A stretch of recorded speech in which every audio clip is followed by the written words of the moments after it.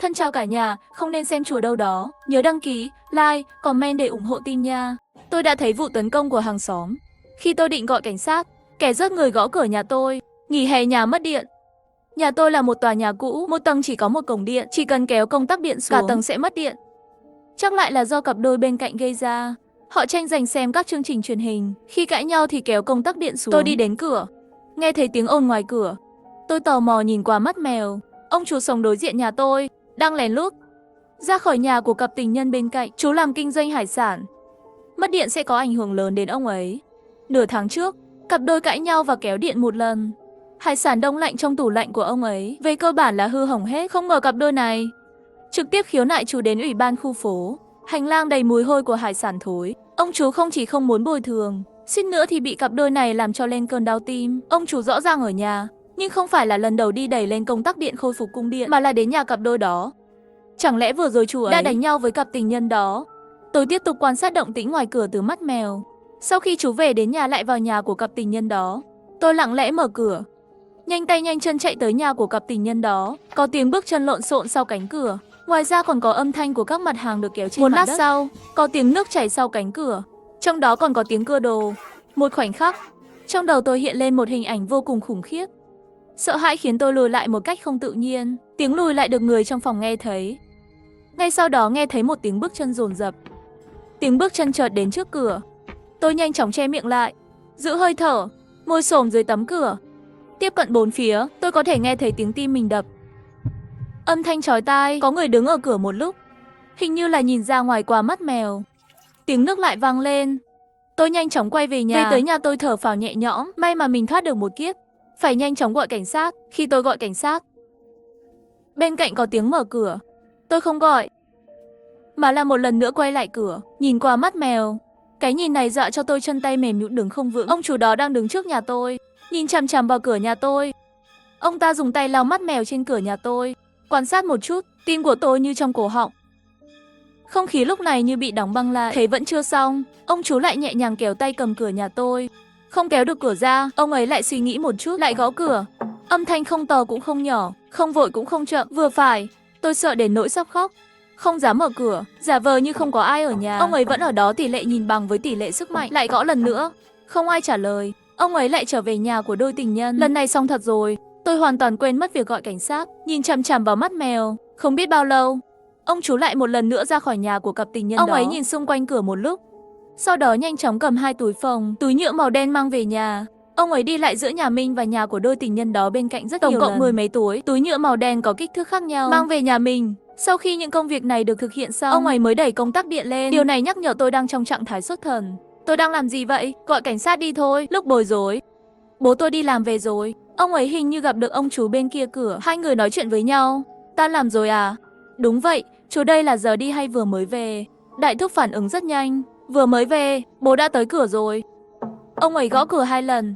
Tiểu Thiên mở cửa. Cả người tôi đều tê liệt, não trống rỗng. Ông chú lạnh lùng hỏi trong nhà có người à? Bố nói tôi ra rất nhanh. Tiểu Thiên đang ở nhà. Gọi cửa 2 lần không ai trả lời. Bố tự mở cửa, không cho tôi thời gian để trốn. Khoảnh khắc cánh cửa mở ra, tôi vừa đúng lúc bắt gặp ánh mắt của ông chú. Trong ánh mắt ông ấy ẩn chứa ý định rất làm cho trái tim tôi run rẩy. Bố nghi hoặc hỏi con có ở nhà à? Sao vừa rồi không mở cửa? Tôi nhanh chỉ nghĩ ra một lý do, con ngủ quên mất. Vừa bị tiếng gõ cửa của bố làm tỉnh. Con nhìn cả người con đi toàn là mồ hôi, có thể ngủ được sao? Mỗi lời của bố nói ra như những con dao, muốn đâm tôi từng nhát một. Con vốn ngủ rất ngon, không biết từ khi nào đó điều hòa đã dừng lại, rồi con đổ mồ hôi. Bố nhìn ông chú bên cạnh hỏi, lại mất điện à? Tôi vừa đẩy công tắc lên rồi. Bố không vui. Lại là hai cái đứa bên cạnh làm phải không? Ông chú dường như không muốn dừng lại ở chủ đề cặp đôi bên cạnh. Tôi phải đi xem hải sản của tôi. Bố chậm rãi bước vào nhà. Con vừa định nói với bố về chuyện chiều nay, đột nhiên lại mất điện. Trong bóng tối, tôi nghe thấy tiếng bố phàn nàn. Sao lại mất điện nữa rồi? Hôm nay đây là lần thứ 2 mất điện phải không? Chưa đợi tôi trả lời, ông ấy sờ sờ đi trong bóng ra phía ngoài cửa. Tôi nói với giọng van xin, bố ơi, Tiểu Thiên, con sao thế? Con chiều nay con nhìn thấy đại thúc đối diện rớt người rồi. Hình như còn phân xạ đôi tình nhân đó ra rồi. Rớt người bố cảm thấy có chút bất ngờ. Con không phải là buổi chiều ngủ gặp ác mộng đấy chứ? Buổi trước con căn bản là không có ngủ, con ở trong bóng tối. Nói với ông ấy những gì tôi đã thấy và nghe chiều nay. Trong thời gian này, nhưng chú không đi đẩy công tắc điện. Điều này khiến tôi và bố tôi đều cảm thấy rất kỳ lạ. Bố nghĩ một lúc, quyết định đẩy công tắc lên trước, sau đó gọi cảnh sát, đồng thời đẩy lên. Chú đứng ở cửa, nhìn chằm chằm vào tôi và bố tôi. Bố tôi giả vờ như không có gì để nói chuyện với ông ấy. Sao lại mất điện thêm lần nữa vậy? Hải sản ở nhà chú thế nào rồi? Tôi vừa ngủ quên rồi, không để ý mất điện. Bố không hỏi xem ông ấy có nói dối không. Lần này mất điện, không phải lại là chuyện mà đôi tình nhân bên cạnh làm ra đấy chứ. Lần này tôi phải dạy cho họ một bài học. Đại thúc nhanh chóng đánh lạc hướng. Tôi vừa thấy họ đi ra ngoài, lời nói của bố rất sắc bén. Không phải hai chúng ta vừa về cùng nhau sao? Sao tôi không thấy? Sau đó lại ra khỏi cửa một lần nữa, lúc đó nhìn Không thấy phải rồi. chú vừa ngủ sao? Tôi sợ hãi trước sự thẳng thắn của bố. Tôi sợ ông ấy làm ông chú tôi lo lắng. Chán ông chú đã bắt đầu đổ mồ hôi rồi. Sau đó mới đi ngủ, nhìn thấy bố tôi không dễ lừa dối. Ông chú lại thay đổi chủ đề rồi. Thật là xin lỗi, 2 ngày này nhét một đống hải sản mới vào tủ lạnh. Có thể tủ lạnh mở quá mạnh, cho nên mới bị sập nguồn điện. Ngay sau đó biểu cảm của ông chú chìm xuống. Rồi nhìn bố tôi một cái, anh có chuyện gì vậy? Nói xong ông ấy liền nhanh chóng trở về nhà. Khi tôi và bố về nhà, ông ấy luôn nhìn qua mắt mèo, nhìn chằm chằm vào động tĩnh của ông chú. Tôi trực tiếp báo cảnh sát. Gọi cảnh sát xong, tôi nói với bố tôi. Cảnh sát nói lát nữa sẽ đến. Sau khi cảnh sát đến, tôi đã lặp lại nội dung báo cáo lại chi tiết một lần nữa. Cảnh sát đến cửa nhà chú, gõ cửa. Ông chú đối diện vậy mà lại lập tức mở cửa ra. Hình như biết có người muốn tìm ông ấy. Ông chú cố gắng giả vờ bình tĩnh. Cảnh sát xin chào. Tìm Ti, ôi có việc gì không? Cảnh sát không trực tiếp chỉ ra tôi, báo cáo chuyện của ông ấy. Bạn có biết cặp đôi bên cạnh của anh đi đâu không? Mắt ông chú hơi thất thường. Họ ra ngoài rồi. Họ đi đâu vậy? Tôi không biết nữa. Họ đi ra ngoài cũng không nói với tôi. Cảnh sát nói thẳng ra. Anh có thể có tôi vào xem một chút được không? Đại thúc có chút miễn cưỡng. Vào nhà tôi đây không tốt đâu. Tôi không thể nào đem hai người sống lớn giấu trong nhà tôi. Người sống không dễ che giấu, nhưng người chết thì dễ giấu. Cảnh sát không nói gì, cũng không có động tác gì. Nó cứ nhìn chằm chằm vào ông chú. Hai bên cứ như vậy bế tắc. Không lâu, ông chú đột nhiên bỏ cuộc. Đi vào đi. Tùy tiện xem. Sau khi cảnh sát vào, ông chú lạnh lùng với tôi và bố đang xem. Nói, hai người có muốn vào xem không? Đèn nhà ông chú rất tối, nhiệt độ điều hòa cũng rất thấp. Trong nhà và ngoài trời như hai mùa cháy nhau. Sao nhà anh lạnh thế? Đại thúc thản nhiên nói, tôi làm kinh doanh hải sản. Một số hải sản phải được bảo quản đông lạnh. Chiều nay mất điện, tủ lạnh ngừng hoạt động, hải sản đã được giã đông. Anh cũng biết hải sản đông lạnh này sẽ hỏng khi giã đông, cho nên tôi giảm nhiệt độ điều hòa ở nhà xuống một chút. Trước khi cảnh sát đến, bố tôi và tôi cứ nhìn chằm chằm vào ông ấy qua con mắt mèo. Trong lúc đó ông ấy không ra khỏi cửa, cho nên thi thể vẫn còn trong ở nhà ông ấy. Cảnh sát xem một vòng ở nhà chú. Trong một trong những căn phòng đó, tìm thấy 3 tủ đông lớn khả nghi. 3 tủ đông này dùng để làm gì? Đặt hải sản. Mở ra xem nào. Không hay đâu đâu. Buổi chiều mất điện sắp hỏng rồi. Vừa mới di chuyển không lâu. Cảnh sát có thái độ cứng rắn. Đại thúc bất đắc dĩ đành phải làm theo. Ông ấy mở một cái tủ đông ở bên cạnh trước. Trong tủ đông có đủ loại hải sản hư hỏng. Ngoài những hải sản này, không còn gì nữa. Sau đó, ông ấy mở tủ đông thứ hai.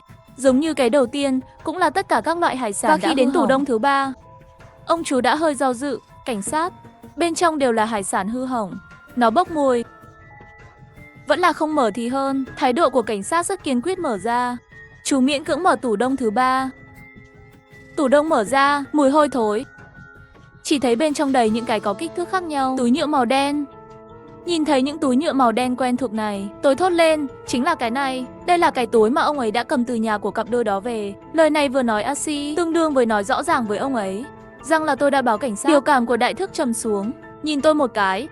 Nhưng tôi không quan tâm, chỉ cần mở túi nhựa ra xem thi thể. Chuyện ông ấy giết người và phân xác liền trở thành sự thật. Khi cảnh sát nghe thấy tôi nói vậy, ra lệnh cho chú lập tức mở túi nhựa ra. Thế là chú tôi mở một trong những chiếc túi màu đen ra. Bên trong túi phát ra mùi tanh thối. Chú nói, đây đều là cá chớt hư hỏng. Cảnh sát phát hiện thực sự chỉ là cá chớt, mất dần kiên nhẫn. Nói với chú là mở hết ra. Chú mở từng cái một tất cả các túi. Bên trong toàn là cá thối tôm thối, không có xác người. Không thể nào. Tôi đứng yên tại chỗ. Cảnh sát mang theo chìa khóa mà họ yêu cầu chủ nhà đưa đến cặp tình nhân kia. Trong phòng trông rất sạch sẽ. Sắc mặt của cảnh sát rất khó coi. Tìm kiếm không thành công, gọi tôi sang một bên. Chú nói với tôi, cháu có chắc là ông ta đã giết người không? Cháu chắc chắn và chắc chắn rằng ông ấy đã giết cặp tình nhân này rồi. Vẫn còn phần xác họ trong nhà của họ ra nữa. Tôi nói xong tập trung vào nhà vệ sinh. Tôi nhớ khi tôi nhìn qua cửa, nghe thấy tiếng nước ở đó. Việc phân xác có thể đã được thực hiện ở đó. Quả nhiên sau khi khảo sát đã có phát hiện quan trọng. Cảnh sát từ cổng rãnh lấy ra các mảnh mô người nhỏ. Ông chú bị đưa đi. Tôi tưởng cho rằng những bằng chứng này đủ để đưa ông chú vào tù. Không ngờ sáng hôm sau, cảnh sát gõ cửa nhà tôi, không nói lời nào liền đưa bố tôi đi. Buổi tối tôi đến phòng điều tra của cục công an. Cảnh sát nói với tôi, cháu hãy lại kể lại những gì đã xảy ra chiều hôm qua. Nói từ đầu đến cuối. Tôi mạnh mẽ nói, chú cảnh sát, bố cháu thực sự vô tội. Hung thủ là đại thúc ở phía đối diện. Cảnh sát hỏi vậy tại sao phòng tắm có dấu tay của bố cháu trên đầu vòi sen? Cháu cũng không biết nữa. Tại sao lại có dấu tay của bố cháu trên đầu vòi hoa sen? Tôi hỏi lại, bố cháu, khoảng thời gian từ khi đi làm về đến nhà và khi báo cảnh sát cách nhau chưa đầy nửa tiếng. Làm sao ông ấy có thể trong thời gian ngắn như vậy rớt vào phân sẽ được hai người sống khỏe mạnh như vậy được? Tôi cảm thấy cảnh sát hoàn toàn không điều tra chi tiết. Họ chỉ có dấu vân tay và không có các chứng cứ nào khác. Đã vội vàng bắt bố tôi. Sự do dự của cảnh sát khiến tôi tự tin. Tôi nói, các chú có thể tìm đồng nghiệp của bố cháu, hỏi họ thời gian tan làm của bố cháu. Cũng có thể tìm người gác cổng trong tiểu khu hỏi xem thời gian bố cháu về nhà. Ông ấy có bằng chứng ngoại phạm đầy đủ. Cảnh sát hỏi tôi cần có người giám hộ ở đó.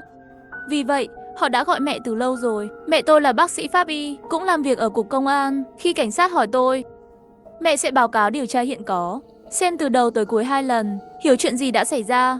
Bà ấy nói với cảnh sát, các anh nên tập trung vào cuộc điều tra đặt trên người hàng xóm đối diện nhà chúng tôi. Chúng tôi có những nghi ngờ hợp lý về chồng cô. Chúng tôi đang ở trong bồn cầu của cặp đôi đó, lấy được các mảnh mô người. Nhà vệ sinh đó là hiện trường phân xác. Thứ hai, hiện trường vụ án được dọn dẹp rất sạch sẽ, chỉ cần rửa sạch nhưng đã để lại 2 dấu vân tay của chồng chị ở đó. Chúng tôi đoán rất có thể là khi dọn dẹp hiện trường đã bỏ sót. Tách xác rất phức tạp. Kể từ khi kẻ giết người dọn dẹp hiện trường, làm sao có thể phạm phải sai lầm cấp bé như vậy? Mẹ tôi đã nghi ngờ. Vừa rồi con gái tôi cũng kể lại rất rõ ràng, bố nó có đầy đủ chứng cứ ngoại phạm. Các anh điều tra rõ chưa? Những thắc mắc từ chính người của mình thường là trực tiếp và hiệu quả nhất. Mẹ tôi như một vị tướng bất khả chiến bại, làm cho cảnh sát không nói lên lời. Con gái tôi có thể thả không? Xin lỗi, tạm thời chưa được. Bởi vì tôi là nhân chứng của vụ giết người, cũng là con gái của nghi phạm. Để tôi cho các anh một ý tưởng. Cảnh sát phản đối. Chị là gia đình của nghi phạm, không thể tham gia điều tra vụ án. Tôi không tham gia điều tra, chỉ là lời khuyên của pháp y. Về việc anh có chấp nhận hay không, làm thế nào để điều tra vụ án là việc của anh. Tôi không can thiệp. Cảnh sát do dự một lúc, thay đổi giọng điệu. Vậy chị nói cho tôi biết chị nghĩ gì. Chúng ta nghe xem. Mẹ tôi lại hỏi một câu. Hàng xóm của tôi, các anh tính đâu ra? Kiểm soát không được quá 30 giờ. Rồi mẹ tôi nhìn tôi và hỏi, con có chắc là người hàng xóm bên kia đối diện bỏ hết xác đã mang về nhà rồi chứ? Tôi kiên quyết nói không thể sai được. Mẹ tôi tự tin nhìn tôi một cái. Chờ đã, trong vòng 30 tiếng nữa, mẹ sẽ đưa con và bố con ra khỏi đây. Không ngờ chỉ qua chưa đầy 1 ngày, mẹ đã thả tôi và bố tôi ra. Mẹ cho cảnh sát cung cấp một ý tưởng thông minh. Đóng hết cửa sổ nhà của ông chú lại để thông thoáng, kéo tất cả rèm cửa. Hãy để mặt trời chiếu vào. Nhiệt độ trong nhà 40 độ C là nhiệt độ tốt nhất để xác chất thối rữa. Nhiệt độ cao làm cho xác chất nhanh chóng thối rữa, sản sinh mùi ướt. Chưa đầy 20 tiếng, một mùi thối rữa trộn với mùi salmon từ bên trong tường nhà bếp của nhà chú, trong bể chứa nước trôi ra ngoài. Cảnh sát tìm theo mùi hôi, tìm thấy toàn bộ thi thể của 2 nạn nhân. Thi thể nạn nhân được tìm thấy ở nhà ông chú. Trước khi phát hiện thi thể, đại thúc từ chối thừa nhận mình giết người, thậm chí còn bày tỏ sự quan tâm của mình đối với các đôi bên. Không biết gì cả. Sau khi tìm thấy thi thể, chú đột nhiên thay đổi lời thú nhận. Ông ấy đã nói gì với cảnh sát? Tôi không biết, nhưng tôi cảm thấy chắc là một số nội dung không tốt cho bố tôi. Đại thúc rất có thể là muốn trả thù bố tôi. Trong khi đó, cảnh sát đến thăm người gác cổng khu phố của tôi. Điều tra rồi, bố tôi vào khu phố sau 5 giờ chiều. Cuộc điều tra cho thấy bố tôi không có mặt khi vụ việc xảy ra. Đối với 2 cái trên đầu vòi hoa sen, nguồn gốc của vân tay, cảnh sát cuối cùng cũng tin lời giải thích của bố tôi. 2 ngày trước khi xảy ra, vòi hoa sen của nhà cặp đôi bên cạnh bị hỏng. Bố tôi đã ở nhà, họ mời bố tôi sang sửa giúp. Dấu vân tay trên đầu phun, nó được để lại khi sửa chữa. Lời thú nhận bất lợi của ông chú với bố tôi cuối cùng không được cảnh sát chấp nhận. Sự nghi ngờ của bố tôi đã được xóa bỏ hoàn toàn. Trải qua điều này, chúng tôi quyết định chuyển nhà. Trước khi đi sống trong một khu phố, từ nhỏ chơi đến lớn, bạn Tiểu Long đến nói lời tạm biệt với tôi. Tiểu Long vô tình nói cho tôi một bí mật. Chiều hôm xảy ra vụ án, anh ấy đang phơi quần áo trên ban công. Khoảng 2 giờ, ông ấy thấy bố tôi đi vào khu phố từ cửa sau. 1 tiếng sau, đó là từ 3 giờ đến 4 giờ, anh ấy lại thấy bố tôi vội vàng rời khỏi cửa sau khu phố. Không ai để ý đến ông ấy. Tôi nghi ngờ anh ta nhận nhầm người, nhưng Tiểu Long rất chắc chắn nói cho tôi biết đó là bố tôi. Lẽ nào bố thực sự không quay về?